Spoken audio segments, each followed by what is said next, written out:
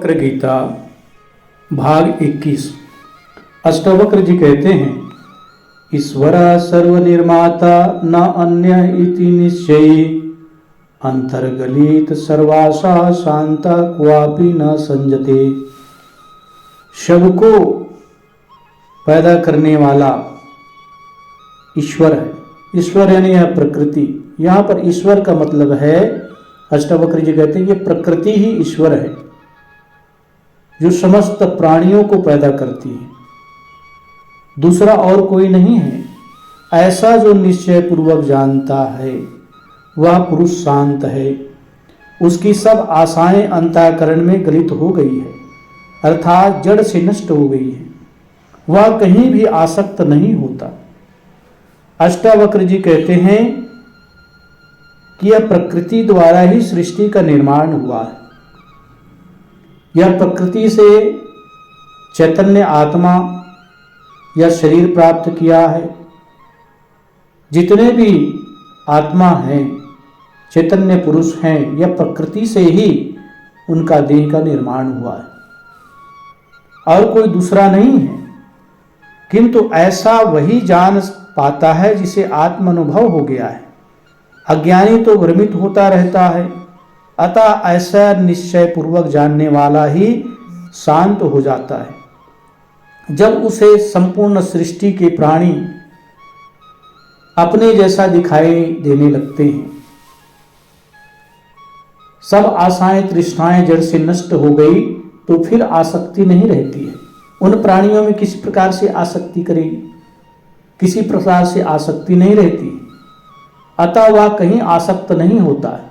ऐसा पुरुष ही परम शांति को उपलब्ध होता है। जिसने ये जान लिया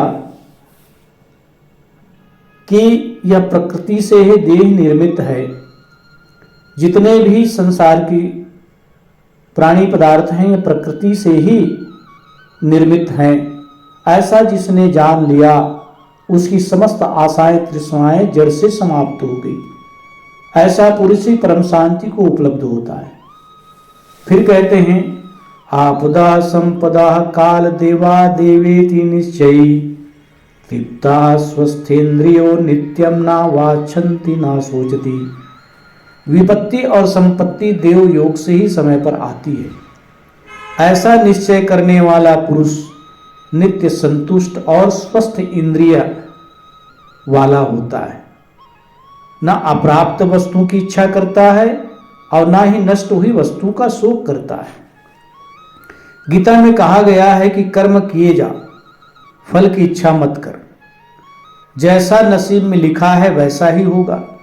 समय आने पर ही सब होगा, पहले करने का कोई उपाय है ही नहीं।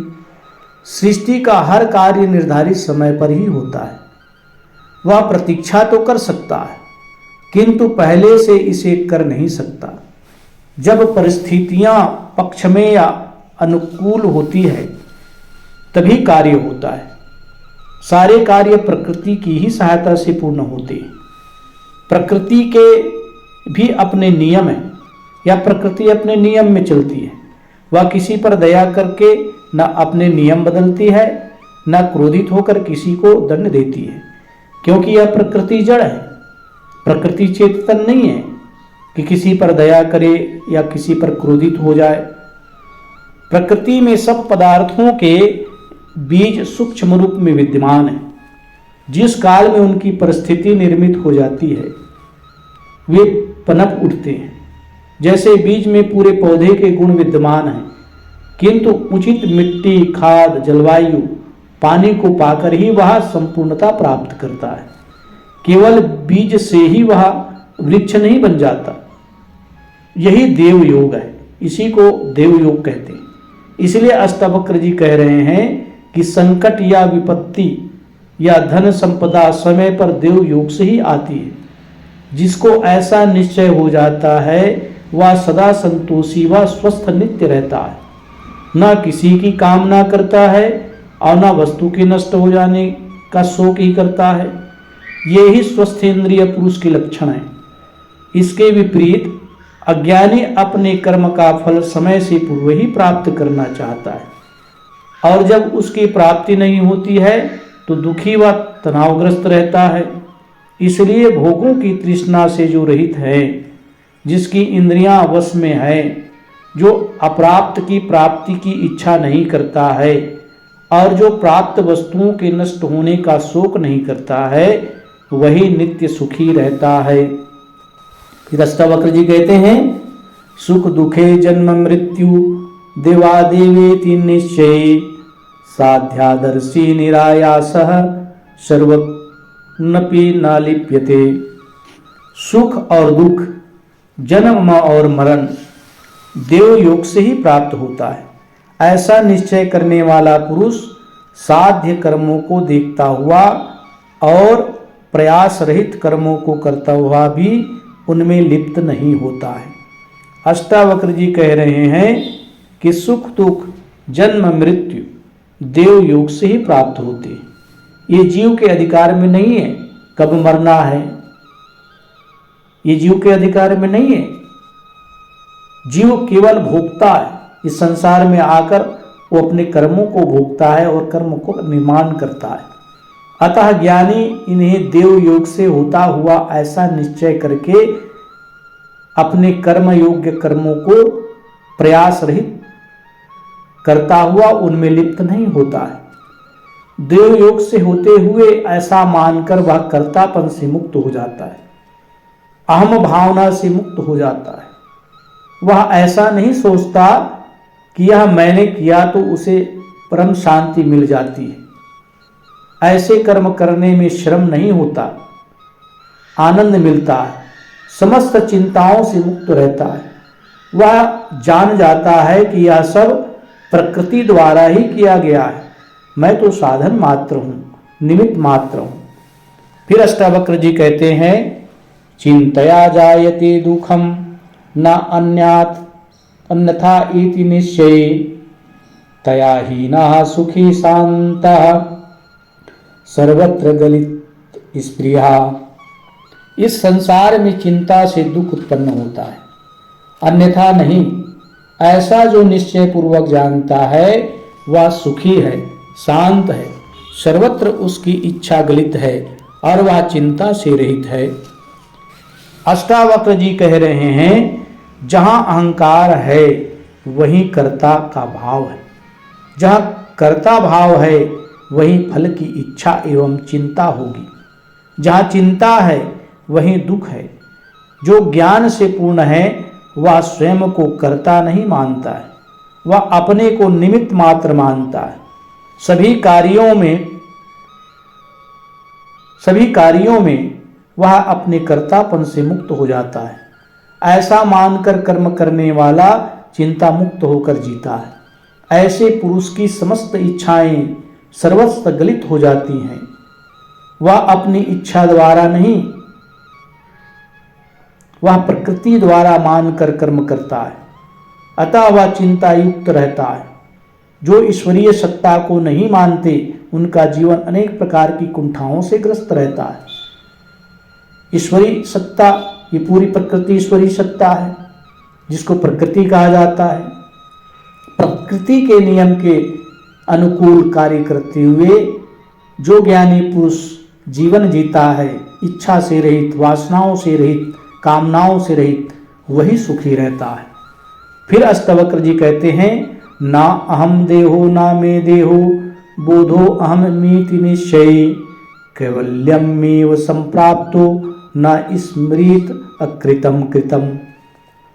मैं शरीर नहीं हूँ, देह मेरी नहीं है, ऐसा जो निश्चय पूर्वक जानता है वह पुरुष कैवल्य को प्राप्त होकर अकृत और कृत कर्म का स्मरण नहीं करता।